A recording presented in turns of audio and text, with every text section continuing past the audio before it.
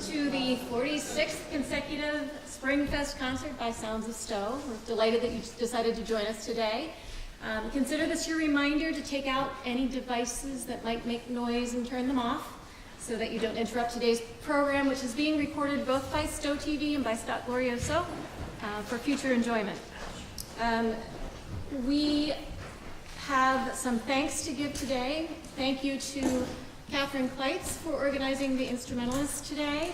And thank you to Stephen Tidebraber for joining us to do some readings of Robert Shaw.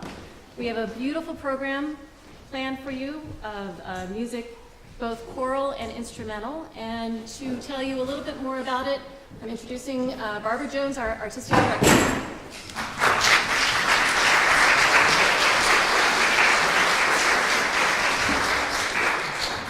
Thank you. This being 2016, it seems fitting to recognize the contributions of Robert Shaw, who was born 100 years ago. And we are not alone in thinking about this. I subscribe to the fascinating Choral Journal.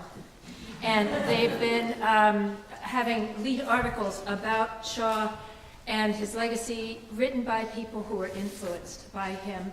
I had the privilege of observing him work, and the person with whom I discovered choral singing in college sang with him.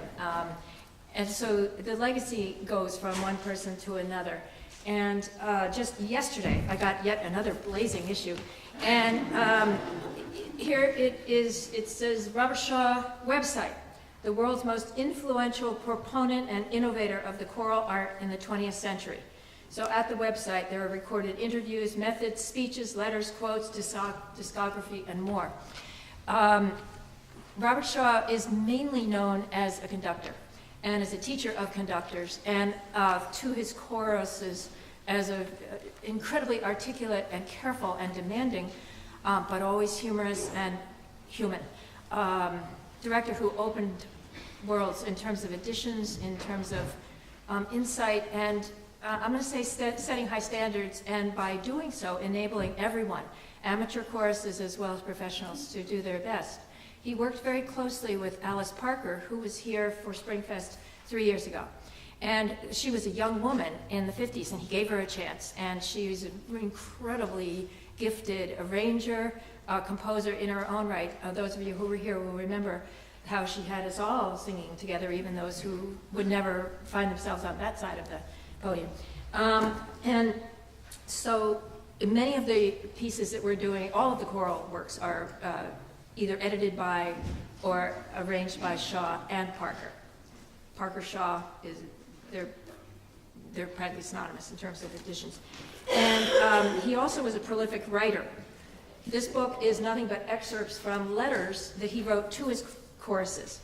And it's from those letters or lectures that Stephen is going to read. And Stephen just grabbed some, it's the kind of book you just open it up and, oh man, that's interesting, or fun, or funny. So that's where the readings are going to come from. So I hope you enjoy, and we look forward to a nice afternoon.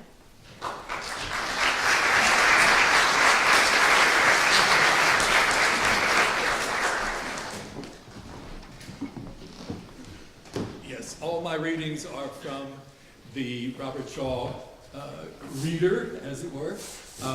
They are, you'll be happy to know, relatively brief because you came here to hear music as much as certainly the spoken word. So I have one very small reading for you before our noteworthy instrumentalists begin. He's talking about time. But time is very specially music's continuum. Music exists from now to somewhen. Its purpose is to organize sound through time by prescribing simultaneity and succession as to pitch, color, and amplitude. It accomplishes a communication of pattern and proportion and a variety of emotional states, some of them no doubt intentional.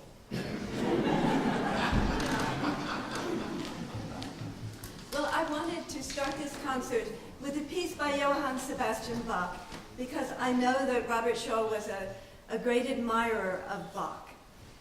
The piece that we're going to play is shorter than most Bach sonatas, and it's thought that it was written as a teaching sonata for his sons. Several of Johann Sebastian Bach's sons were fine composers, and of course they learned from their father. So you can imagine that this piece was played in Bach's home for and probably with his sons.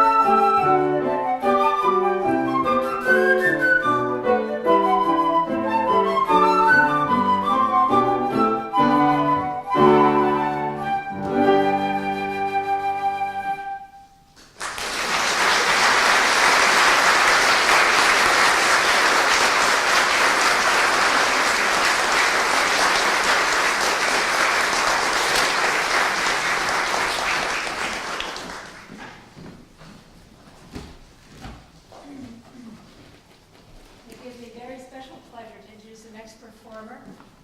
Katie Painter, who is a ninth grader and cleared freshman year at Concord Academy, and a fabulous student and pianist.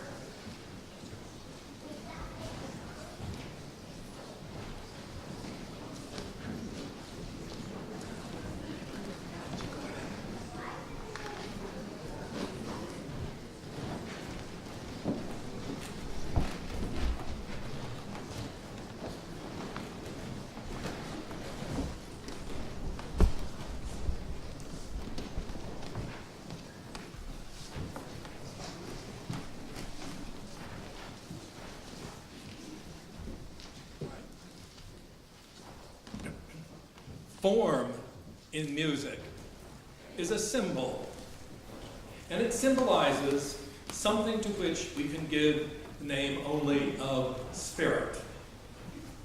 When we have recognized the devices and tabulated the relationships, we will not have explained it away. It exists in spite of our understanding. At some point deep in human consciousness, pattern will answer pattern. And that will be no crisp intellectual gymnastic, but a warm and moving awareness. What we call emotion is surely a part of it. Tears, laughter, and a tensing spiritual temper are assuredly within the mandate of form. Everyone will understand that Beethoven's responsibility is not putting into the score all the nuance of performance. His responsibility is to write his 10th symphony. We are the ones who must do the nitty-gritty work which will allow the machine to run, the flower to bloom, the worm to become a butterfly. Do not let a single composer's dynamic mark go by without indicating precisely when it decays or blooms, how far or how long. If the mark is forte, should it be mezzo forte, poco forte, scherzando forte, P, F, M, P, fa, fa, fa. Should it be staccato forte, sostenuto forte, forte cantabile? If it's a quarter note, is it staccato, semi-staccato, marcato, sostenuto, slurred, or second? And that is the job of the performer and the conductor.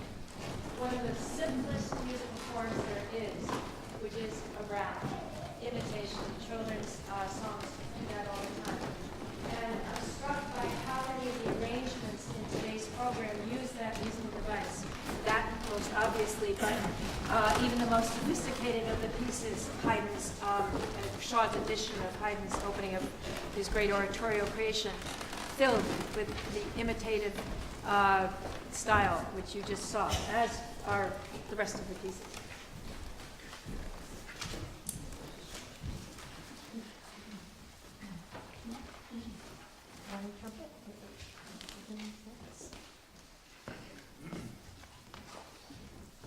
Robert Shaw is discussing Stravinsky's Symphony of Psalms at this point, and he says, "And so, for the music of his symphony, there certainly was no way you could expect the God who gave us Plymouth Rock, Chautauqua, and the Boy Scouts of America to respond to anything so inappropriate and absolutely appalling.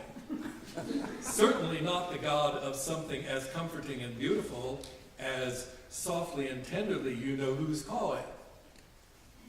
And I want to say to somebody, even if it's only in a chorus weekly letter, which is what this was, year by year, Stravinsky's kind of God is sounding better and better.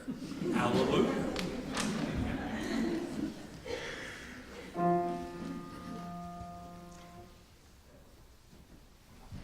Oh, when shall I see Jesus and reign with him above, and shall hear the trumpet sound and that Sabbath glow, and from the flowing fountain drink everlasting love, and shall hear the trumpet sound in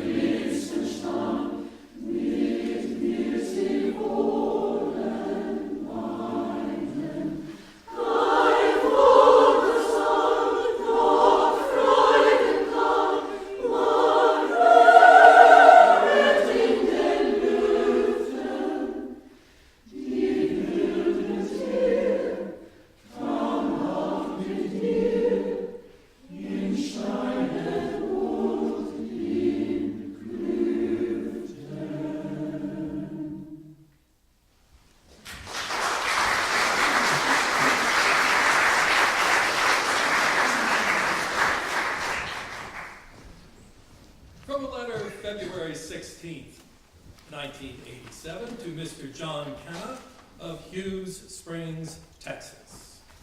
Dear Mr. Kenna, thank you for your letter of 29 December. All of us are shocked and saddened by having shocked and saddened you. Your criticism of the pronunciation of the word Israel has been gratefully noted. The pronunciation of Israel, which you find so disturbing, is probably just an old Southern custom, left over from the Civil War, and should be stamped out like the Republican Party or the playing of Dixie. If we can't handle Israel, think of the trouble we're going to have when we get to doing all the Arab music. Sincerely, Robert Shaw. Robert Shaw also enjoyed writing sort of Ogden Nash takeoffs, but about some very serious material. And here's one about Giuseppe Verdi. He starts with a cabaletta, as though it's in one of Verdi's operas. Cabaletta.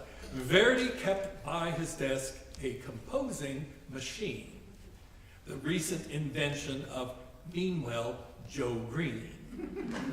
As quick as a flash or abracadabra, he put in a mass and out popped an opera. His operatic plots, it's clear, were frequently intended as parables of social wrongs and how to get them mended. If he were righting wrongs today, we'd call him humanistic. He'd not a womanizer be, but might be womanistic.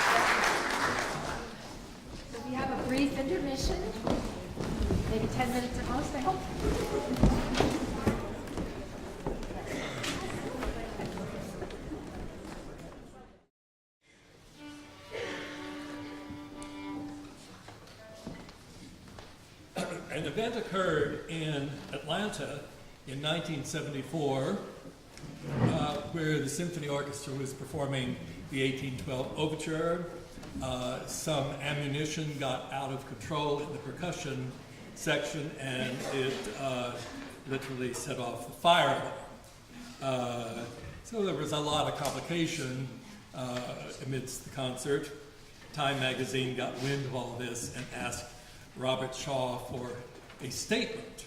His response, quote, "As the smoke cleared and the firemen in full asbestos regalia appeared marching down the aisles, it became apparent that what I had mistaken in the din of battle as a premature entry of the chimes had been an over-eager automated smell-all and tell-all that didn't know its brass from its principal."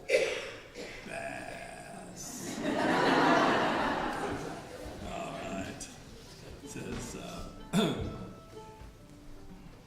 I've often wondered if the reason that even confirmed symphony goers so resent a new and unfamiliar repertoire when they and others will run to the new show at the museum, the new play at the theater, or the new book at the library, is that somehow a very personal life tempo and life timing is being disturbed by someone else's unfamiliar tune.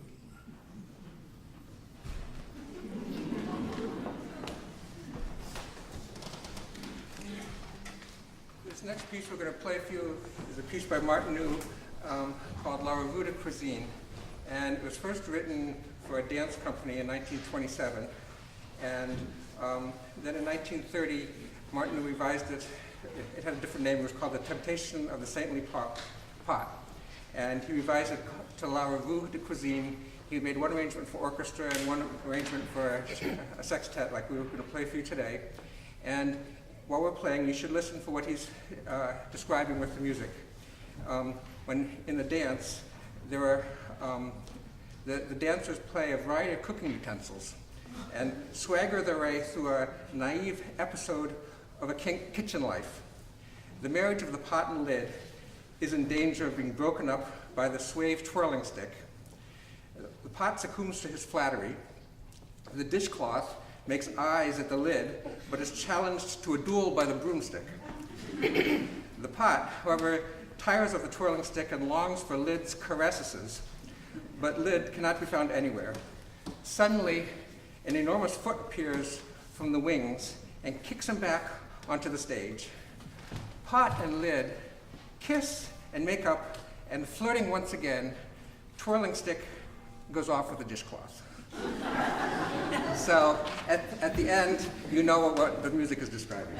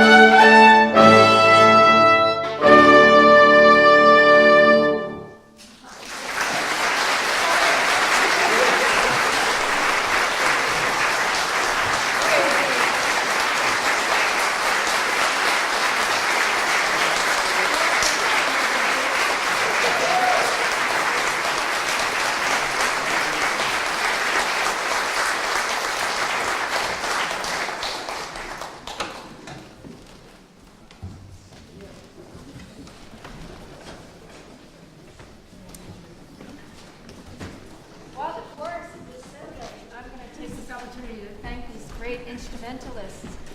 Many of them have played with us for many years in our November and March concerts, and I hope those that are new will definitely grace our stage. And with that in mind, there are some come sing flyers for our November concert. We'll begin rehearsals in the end of August, and we are going to be doing a piece that we did in 2000. It's a work by Hector Berlioz, and he's looking a little green here because we haven't done him for a while, but it will be happier color when we do it. So it's a big work, it's a lot of fun. So if you would like to sing or know people who would like to sing, here's your chance. Okay, so please take these and give them to folks who would like to be. Thank you very much.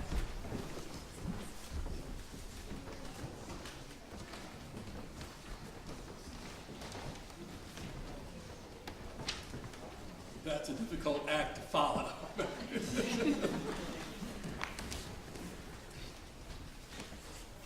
The third thing I want to say about music, he says in long direction to his people, it is that the great music is the people's music, the most human and universal music. Music is great not because a certain self-appointed custodians of art with a capital A have decreed it so, but because it calls out to something deep and persistent in the human being.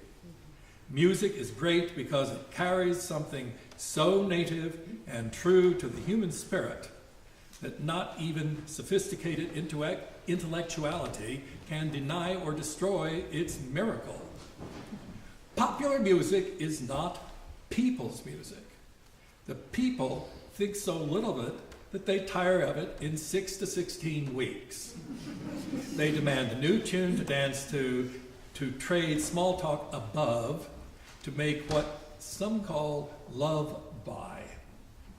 There is music which is calculated to make us forget, and there is music which allows us to remember our humanity and whatever individual conscience may ascribe to divinity.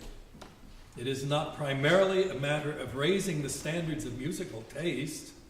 It is primarily a matter of providing adequate opportunity for the exercise of inherent taste. One falls in love by being at the right place at the right time for long enough. If there is no place where people can meet Bach or Beethoven, how can the people be expected to love them? If Bach is not sung, he is not met. Let me digress for a moment. Should it be true that what men have called God is the creative principle, the creative force, no longer anthropomorphic, no longer a he God, she God, or it God, but that which creates? Then, whether or not we feel that Stravinsky wrote a religious or sacred piece of music is of no matter. Even whether Stravinsky thought he wrote a sacred symphony is of no matter. He was part of that which creates. And if the Judaic Christian concept, myth, metaphor that man was made in the image of God have even poetic truth, then its reverse is equally true. Or as Robert Bridges has it in his Testament of Beauty, both these truths are one.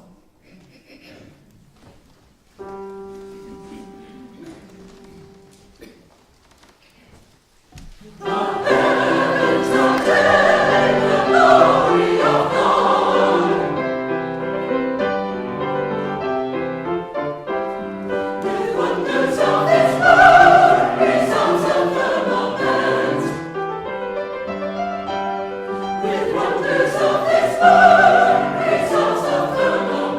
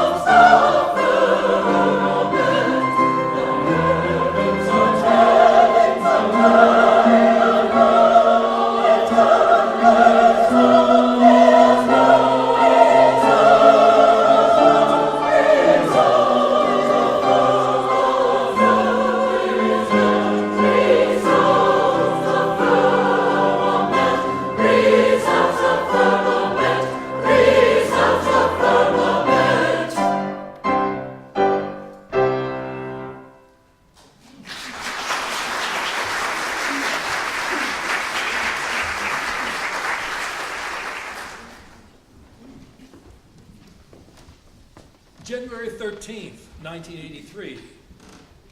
Dear Associates, structurally, I think it would have to be admitted that Rachmaninoff's The Bells is closer to a whirlwind romance than an arranged marriage. He's so finger-licking nimble harmonically that he can disappear into one dark corner of the keyboard forest one instant, only to reappear a moment later, having passed completely through the mirrors of chromaticism.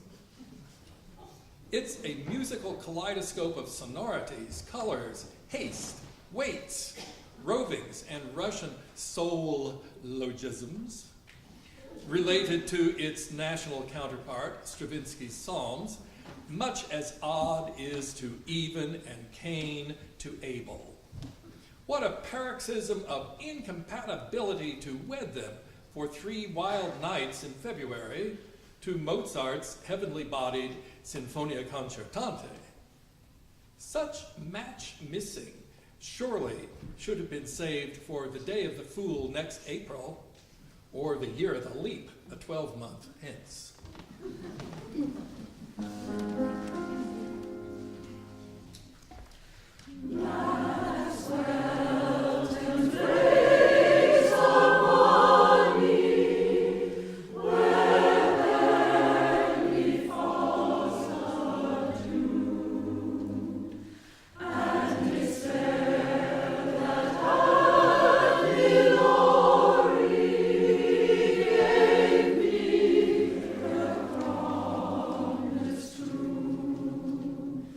Give me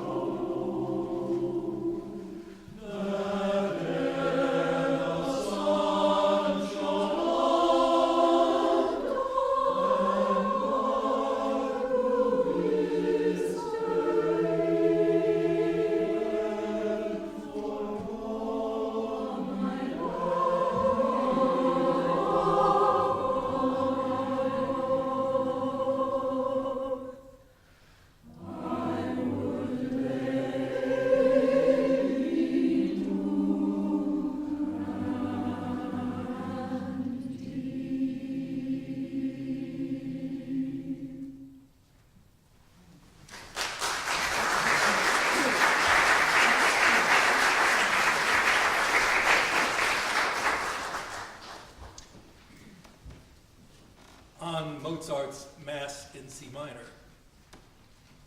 Somehow all the extra meanings of music, those which defy adequate verbal expression, arise out of music's wholeness, which has the same word root as holiness, and even then emerges more fully as the wholeness becomes a more perfect wholeness. Every measure of the C minor Mass is an undeserved miracle. But I was struck again last night by two details. First, the entrance of the chorus after the solemnity of the opening 5 measures. Here are 3 measures of an arching and receding C minor chord with voices entering as from distant corners of the earth or the hidden recesses of the human mind, in waves of sound which, as they present no structural material, never will be heard again.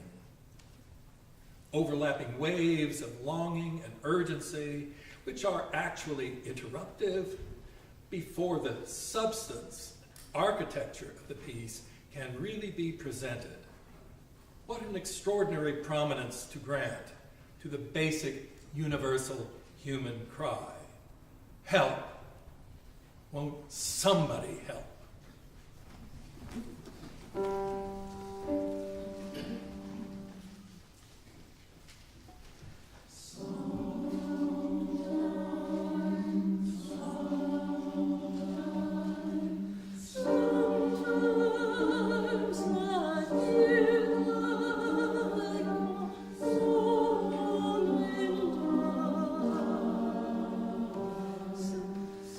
Sometimes I feel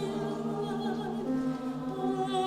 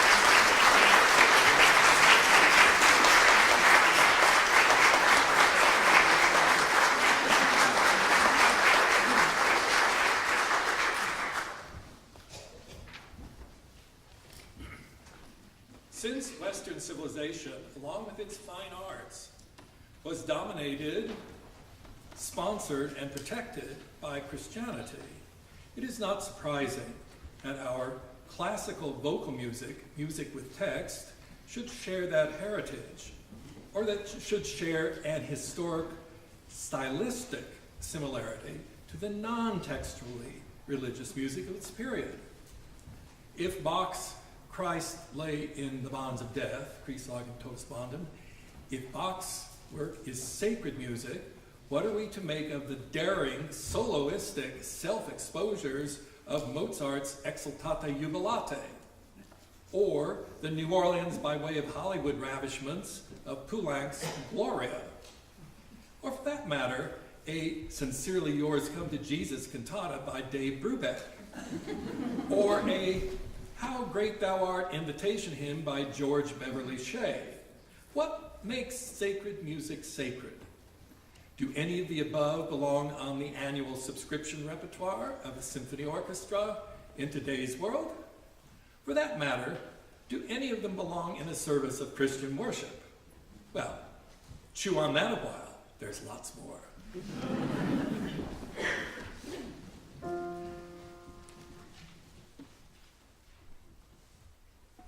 Hark, I hear the heart's eternal ringing on the farther shore, as I hear those swollen waters with their deep and solemn roar. Alleluia, alleluia, alleluia, praise alleluia, alleluia, alleluia, glory to the great I am. And my soul sing the songs of fading as the light of day, as it swiftly shores waters to the city far away. Alleluia, alleluia, alleluia, praise the Lord. Alleluia, alleluia, glory to the great I am. Souls have lost me,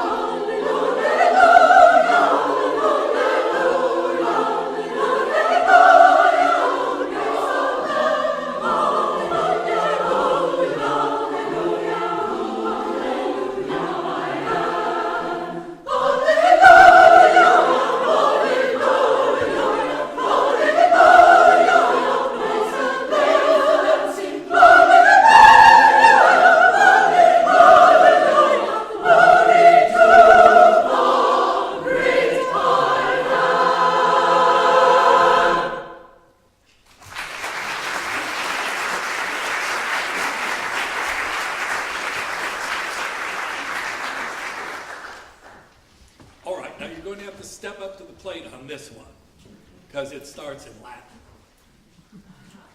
Stabat pater Fortunatus, happy as a hippopotamus. Up to here in muck and mire.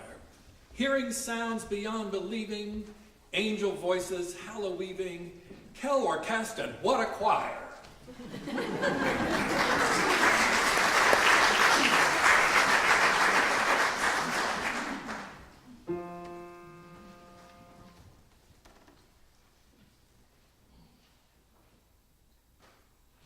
John saw the